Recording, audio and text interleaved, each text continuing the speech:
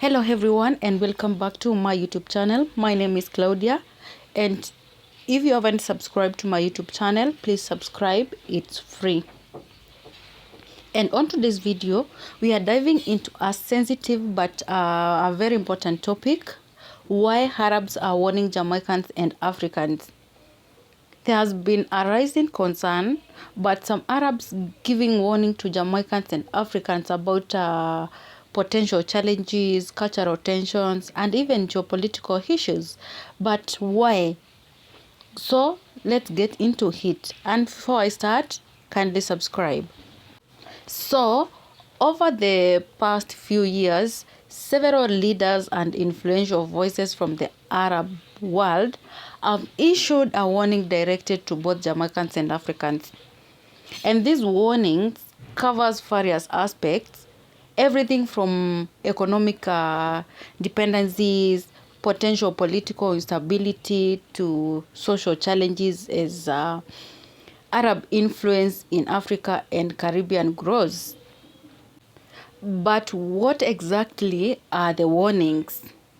So, some are concerned about the rising number of Arabs migrating to African nation, and specifically Jamaica, where the influence of their culture and religion is starting to be felt. And other warn about Africa's vast resources being at risk of exploitation by outside powers, including the Arab investors. And so, economically, many Arab countries have been heavily investing in Africa, both for its resources and strategic positioning. Whether it's all in oil, agriculture, or maybe in infrastructure projects, Arab countries are not just looking to invest, they are looking to influence. And the concerns here is twofold. First, many African nations and Jamaicans worry about becoming economically dependent on foreign powers. And this dependency could lead to exploitation, with profits not benefiting the local communities.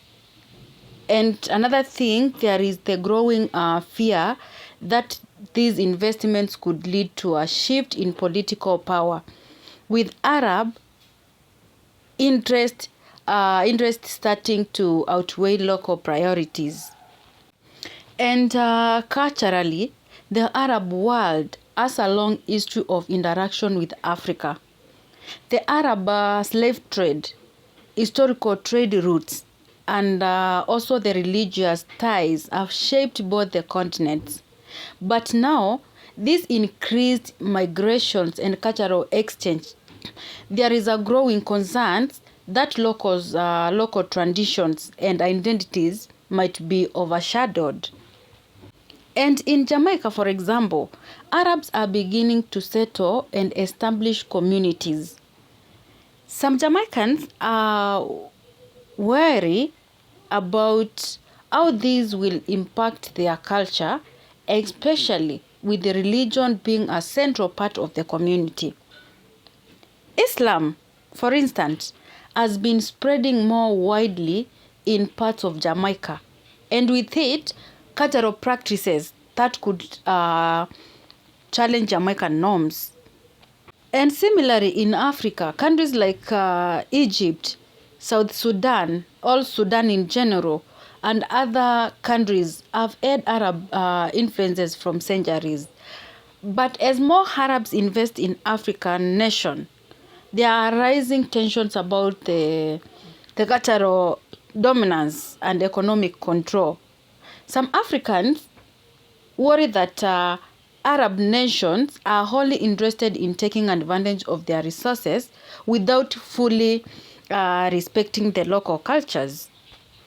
And geopolitically, Arabs have expressed concerns over the shifting power dynamics in Africa and the Caribbean too, and the rise of new global players, especially from China and maybe Russia, has sparked debates on the future of Africans.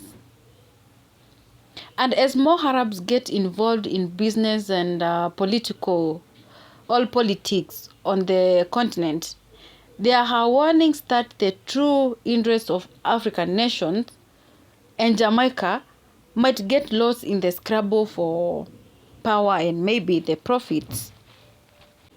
And at the heart of this issue is the fear that Africans and Jamaicans' voices might be drowned out in favor of external agendas, with Arab countries and other jockeying for influence in areas that were once dominated by the West. So, why should we care about these warnings? It's important to understand that the potential consequences of growing foreign influence. And while investment can bring progress, it can also lead to a loss of autonomy, exploitation, and even conflicts if not managed properly. And it's crucial for both Jamaicans and Africans to stay aware of these global dynamics, ensuring that their cultures, resources, and political power remain in their hands, and that they can shape their future on their own terms. And as the world becomes more interconnected, the warnings from Arab nations highlight just how complicated and interconnected global politics, economics, and culture have become. And by staying informed and vigilant, Africans and Jamaicans can navigate these challenges in ways that benefits their people and protect their interests. So, what do you think? Do you think Arab influence is something to be cautious of, or do you see it as a potential opportunity? Drop your thoughts in the comments down below and don't forget to subscribe. So now let's zoom in on Jamaica. Recently, there has been a noticeable increase in Arab migrants settling in the country. From business owners to community leaders, Arabs have started to make their own presence felt, but not everyone is on their board. On one hand, some Jamaicans welcome the idea of increased trade, new businesses, and cultural exchanges. And these new communities bring new investments, like settling up shops, restaurants, and even mosques. But on the other hand, there are those who feel like the influx could change the very fabric of Jamaican society.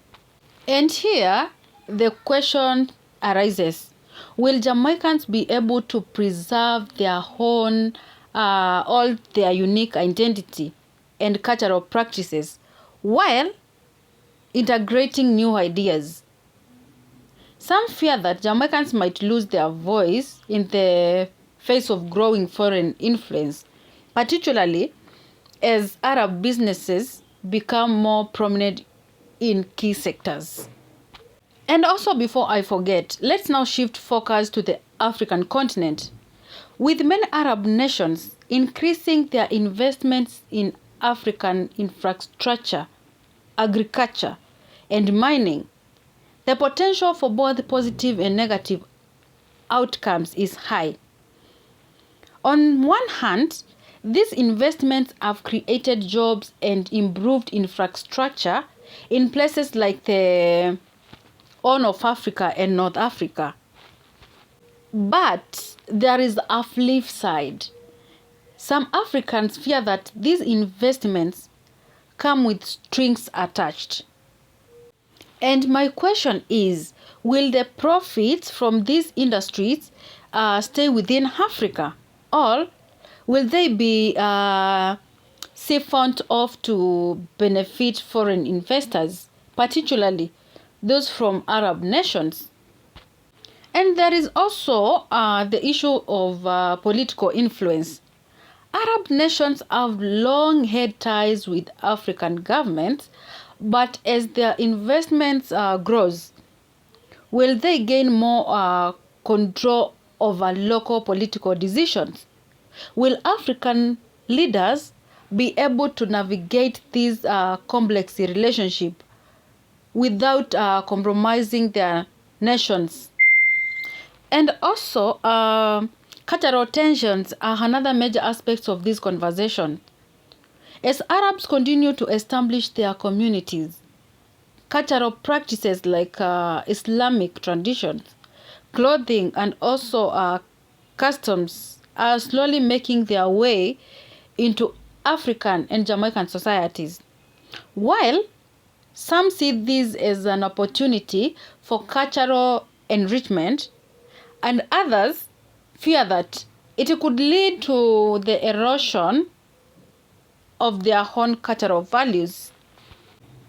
And as we talk of Jamaica, it's known for its vibrant Rastafarian culture, reggae music, and laid-back lifestyle, as a deep-rooted history of independence.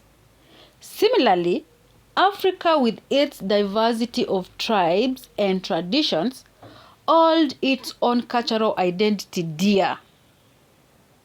And as Arabs integrate more into these societies, the fear is that Jamaicans and Africans may feel pressured to adopt foreign practices or shift away from their own traditions.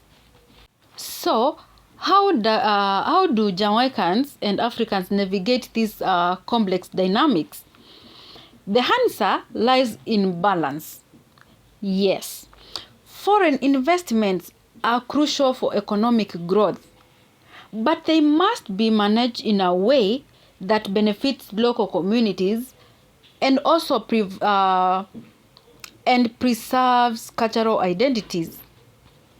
And so, both Jamaicans and Africans need to ensure that they are not only passive recipients of foreign influence, but active participants in shaping their future. And this means demanding fair deals in business agreements, ensuring that profits stay within the local economy, and preserving cultural practices that are the key to their identity. It's also important for the younger generations to lead the charge in preserving what makes their cultures unique, while also being open to the positive aspects of globalization. And the key is integration without assimilation, embracing change without losing yourself in it. And while the warnings from Arab nations are worthy considering, they don't necessarily spell doom for Jamaicans and Africans. Instead, they serve as a reminder to stay vigilant, protect what is important, and find ways to engage with the world on their own terms. And how do you think Jamaicans and Africans should respond to these warnings? Is it time to tighten borders and resist foreign influence? Or should they embrace it while safeguarding their cultural heritage? Drop your thoughts below. I would love to hear what you think. And as always, thank you for tuning in. Don't forget to like, to share, and to subscribe for more discussions on global politics, culture, and the world's most pressing issues. Stay informed, stay empowered, and until next time, peace out.